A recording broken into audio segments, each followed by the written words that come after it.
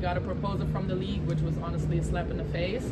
And I think we really have to put an emphasis on the players that are in our league right now. So I think you'll see the revenue sharing be a much more lucrative one as we go forward, because we're in a better place, quite frankly. So I think, again, that's why I'm so optimistic that we're going to do something transformational here, because we want the same things as the players want. According to the diva of Dump Divas, Kat Engelbert, the wants of the WNBA are perfectly aligned with the demands of the professional victims who are classified as players, which is strange because, according to the professional victims, the generous offer made by the WNBA was a slap in the face. Why are you slapping my face when you should be softly patting my ass? We are receiving conflicting messages when it comes to negotiations for a new CBA in the WNBA dump, which makes me think they are nowhere close to coming to an agreement. And if the rumors that were circulating on social media yesterday are true, the blame for a potentially canceled season, the blame would fall directly on WNBA players, because the league is giving them exactly what they initially asked for, and unsurprisingly, it's still not enough. Unsurprisingly, the entitlement is not satisfying enough for these incredibly entitled players. I wonder who could have seen this coming. You know, when you hear about divorce, most people think that the leading cause of divorce is infidelity. And in a lot of cases, the men are blamed. You know, because according to the mainstream media, men have uncontrollable animalistic urges. They just can't help themselves.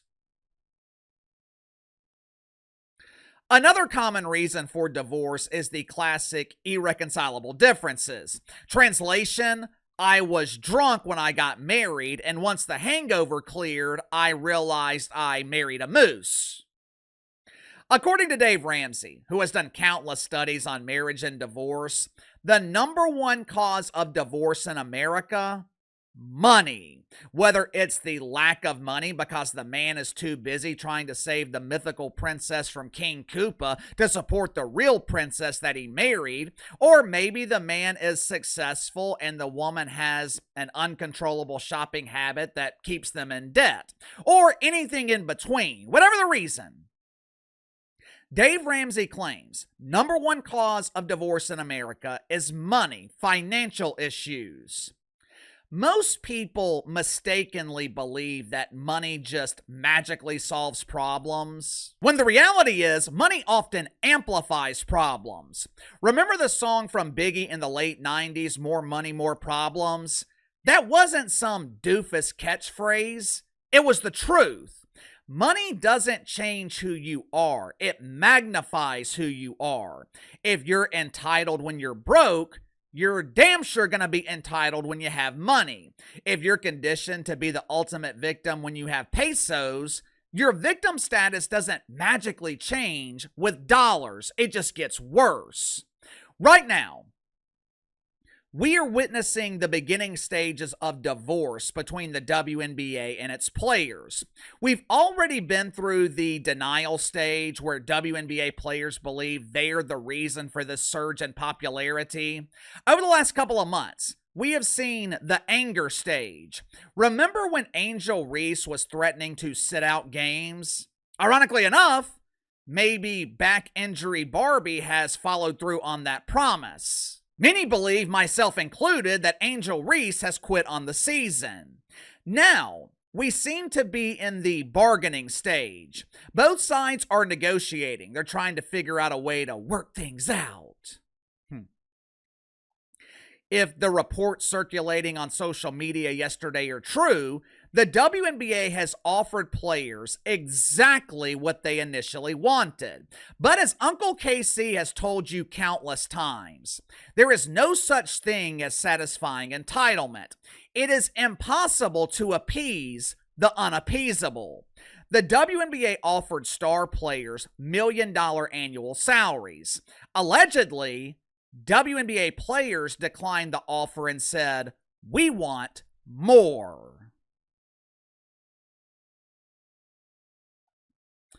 Make sure to like and subscribe. You can follow me on Twitter at KC_BTL84. Let's go ahead and get to the sponsor of today's video, my good friends at Sugar Mountain Trading. Are you struggling with back problems? Do you deal with minor aches and pains throughout your day? And you don't want to go to the doctor because all the doctor's going to do is find something else wrong with you. Even worse, prescribe addictive medication that you don't want to take.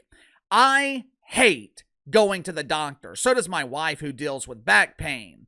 That's why she has started using CBD lotions and oils from Sugar Mountain Trading. Now, this is not THC. It's not going to make you fail a drug test. These CBD lotions and oils, they are designed for rapid pain relief. Like I said, my wife deals with nagging back pain from time to time. Tried over-the-counter stuff. We've tried the chiropractor, but none of that ever seems to work. Within 5 minutes of me applying CBD lotion from Sugar Mountain Trading, her pain is gone. I'm telling you, it's damn near magical. Sugar Mountain Trading also offers CBD bar soap that will keep you pain-free and smelling fresh at the same time. Bar soap comes in a variety of scents ranging from lavender all the way to cherry almond. All CBD products offered at Sugar Mountain Trading, 100% natural, 100% free of THC. So click the link in the description below. Use my promo code BTL20. Save 20% off your first purchase with Sugar Mountain Trading. WNBA players supposedly declined an offer that would have quadrupled their pay. Right now, the minimum wage for WNBA players is 1.2 million pesos a year. Converted to dollars, that's around $66,000. Now, in fairness to WNBA players, with the Great White Hope elevating this dump of a league, $66,000 seems kind of low. Even though most of these rookies and second-year players are selling exactly 0 tickets, hell, most veteran players struggle to give away free tickets to friends and family. But even with that being the case, there is no denying the fact that Caitlin Clark has elevated this turd. And with the money the dump is now generating, $66,000 a year is low.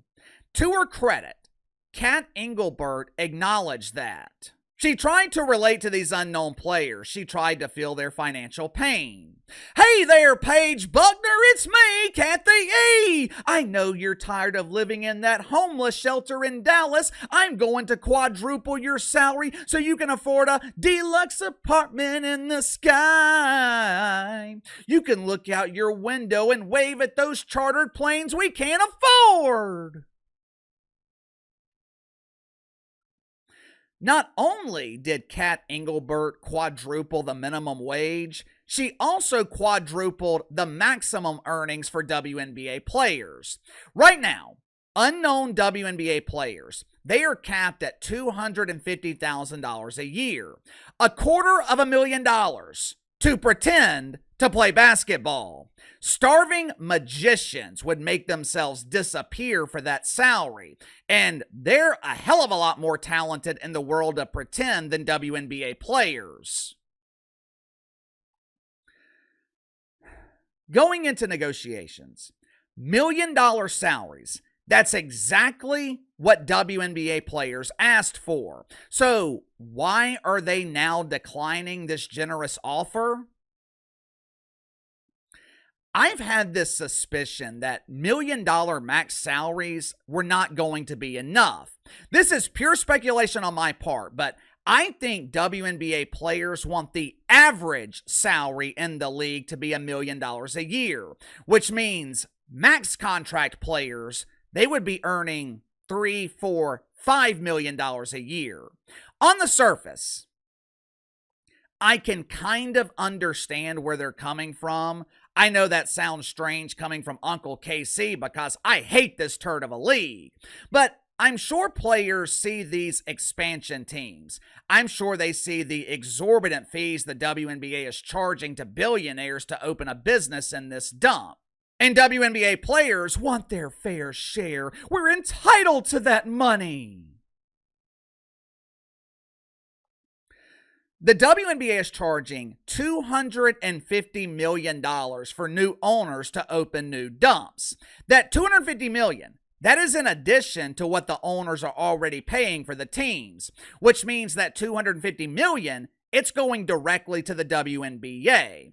With 3 expansion teams, that means $750 million have been added to the WNBA's previously sinking bank account. From a player's perspective, I get it. You feel like you're the reason the league can expand to begin with when you're not. Caitlin Clark is the reason. You feel like you contributed to the success of pretend basketball, which you didn't. If Caitlin Clark was still at Iowa, the WNBA would be nominated for the Huge Embarrassing Failure Awards for the 3rd year in a row. But from a player's perspective, I can at least understand their reasoning. From a league perspective, you know this financial windfall is temporary. It's unsustainable. I'm no expert in business, but I'm pretty sure you can't depend on expansion fees every year. The expansion fees that the WNBA is charging, it's worth more than their TV deal. This is a bonus. It's not a recurring revenue stream. Like I told you guys before, the WNBA is in a lose-lose, and to me, the timing of Unrivaled launching earlier this year is very suspicious because that's most of the leverage that WNBA players have. The top players in the league, they know they can go on strike and still make 6-figure salaries with Unrivaled.